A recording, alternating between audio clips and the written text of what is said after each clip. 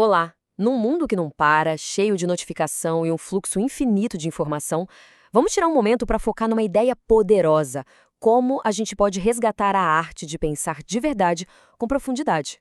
Esta análise vai buscar na sabedoria de grandes pensadores um verdadeiro kit de ferramentas para nossa mente. É bem provável que a resposta seja sim, né? E tudo bem. Essa sensação de estar nadando em dados, mas com dificuldade de ter uma compreensão real das coisas, é uma marca registrada da nossa época. É um paradoxo que muita gente sente na pele, todos os dias. Ok, vamos mergulhar nisso aqui. De um lado, a gente tem um oceano de informações na ponta dos dedos, literalmente. Do outro, uma dificuldade cada vez maior de se concentrar, de digerir de verdade uma ideia complexa e transformar isso em sabedoria. O grande desafio, então, é como é que a gente constrói uma ponte sobre esse abismo? E a solução pode vir de onde a gente menos espera. A gente vai juntar as ideias de quatro mentes brilhantes, como Sertilanges, que falava da vida intelectual como uma vocação, e também Adler, Maritain e Guiton. Cada um deles nos deu um guia prático. Juntos, eles montaram um manual para o artesanato intelectual que, olha, é incrivelmente relevante hoje em dia. Certo, antes de sequer começar a pensar, a gente precisa criar o ambiente certo. Então, a primeira parte do nosso guia é exatamente sobre isso. Construir a fundação, tanto por dentro quanto por fora, para um trabalho intelectual sério. E tudo começa bem aqui. Jean Guiton nos lembra que o trabalho intelectual é, antes de mais nada, uma jornada para dentro. Entender os nossos próprios ritmos, nossas forças e, claro, nossas fraquezas, isso não é só um aquecimento, é o primeiríssimo passo. E o que é mais legal aqui é como o Guiton torna isso super prático, em 4 passos. Olha só. Primeiro, ter o seu canto dedicado. Segundo, criar um ambiente sem distrações. Terceiro, algo fundamental, agendar a solidão, porque, vamos combinar, um trabalho profundo raramente nasce no meio do barulho.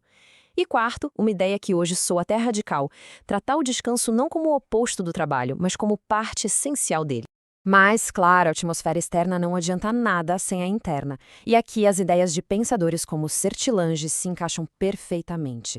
Ele via a vida intelectual quase como um chamado, uma vocação. O ponto central, então, é conectar o que a gente faz a um propósito maior. É cultivar a humildade de saber que sempre tem mais para aprender. E aceitar a disciplina de que o pensamento profundo é uma maratona, não uma corrida de 100 metros. Beleza! Com a mente e o espaço preparados, vamos para a habilidade mais fundamental de todas, a leitura. Mas calma, não é qualquer leitura. Vamos ver como deixar de ser um consumidor passivo de palavras para se tornar um leitor ativo e profundo, usando o método de um cara chamado Mortimer Adler. O Adler chama isso de leitura analítica. A meta aqui não é só saber o que um livro diz, é entender completamente o porquê e como o autor chegou naquelas conclusões. É quase como um diálogo com o texto, onde o objetivo é se elevar ao nível de entendimento de quem escreveu. E o método dele é de uma clareza impressionante. Primeiro, a estrutura. Qual é o esqueleto do livro? Segundo, a interpretação. Quais são as ideias e os argumentos centrais? E só então, no terceiro passo, vem a crítica. O Adler insistia muito nisso. Não se pode concordar ou discordar de um livro que não foi completamente entendido. É uma disciplina que, nossa, transforma o jeito de ler.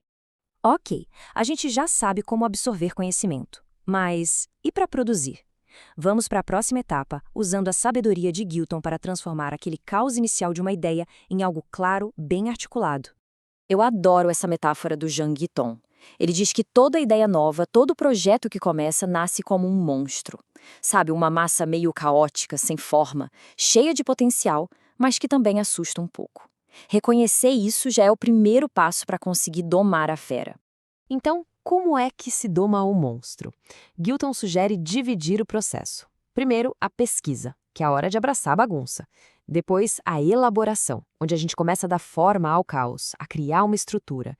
E, por fim, a revisão, que é quando a gente vai lapidar a ideia e prepará-la para o mundo. O segredo é não tentar fazer tudo ao mesmo tempo. E ele também nos dá uma ferramenta super prática para isso, a doutrina do parágrafo. Guiton viu o parágrafo como a unidade básica do pensamento claro. A regra é simples, um parágrafo, uma ideia. Dominando essa estrutura, a gente consegue transformar um monstruoso em lúcido. A própria escrita vira uma ferramenta para pensar melhor. Bom, a gente já viu como preparar o ambiente, como ler e como criar. Mas para que tudo isso? A parte final da nossa análise vai conectar todas essas técnicas com o seu propósito maior, que não é só ser mais inteligente, mas viver uma vida com mais significado, mais plena. E essa definição do Jacques Maritain é linda, né?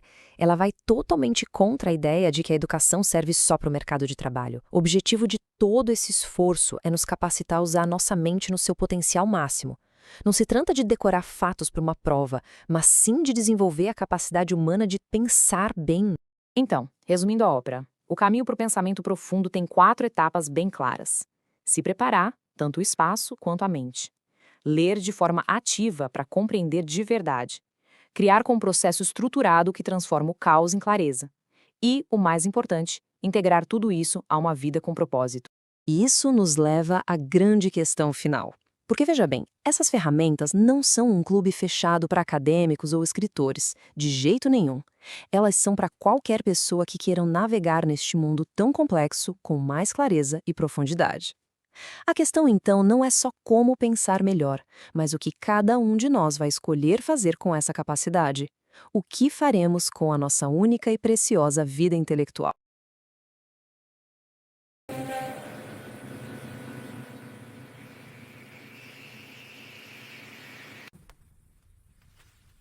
Vem pra cama, Macedo.